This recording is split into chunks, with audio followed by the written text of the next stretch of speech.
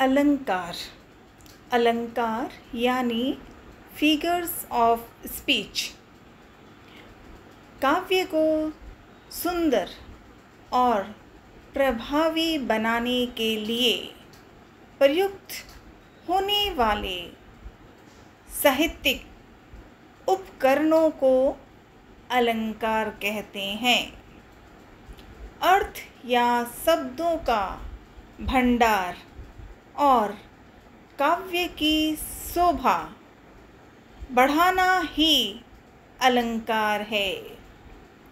आभूषण जैसे चूड़ामणि, गहने, सजावट, श्रृंगार आदि से ही मानवता, पशु पक्षी सुंदर बनते बनाते हैं, वैसे ही अलंकार सुंदरता सौम्य से ही वाक्य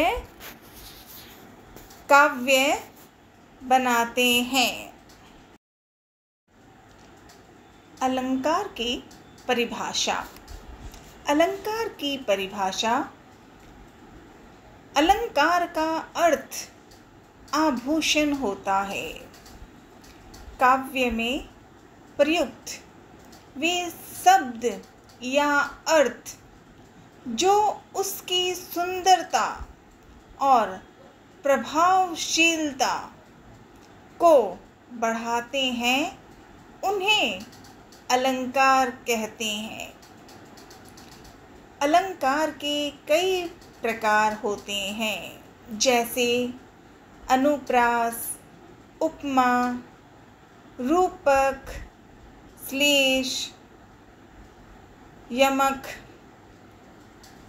अतिशयोक्ति, उत्प्रेक्षा आदि। अलंकार के प्रकार। अनुप्रास अलंकार। अनुप्रास एक ही वर्ण की बार बार आवृत्ति होती है, जैसे चारुचंद्र की चंचल किरणें। उपमा अलंकार दो वस्तुओं या व्यक्तियों के तुलना करना, जैसे वह कमल की तरह सुंदर है।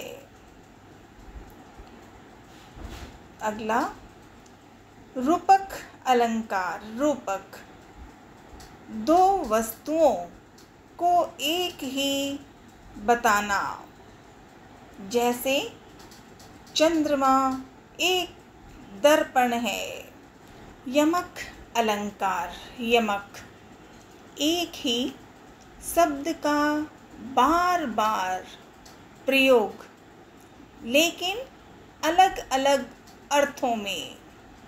पुनः एक ही शब्द का बार बार प्रयोग, लेकिन अलग अलग अर्थों में, जैसे कनक कनकते 100 गुने, मादकता अधिकाय।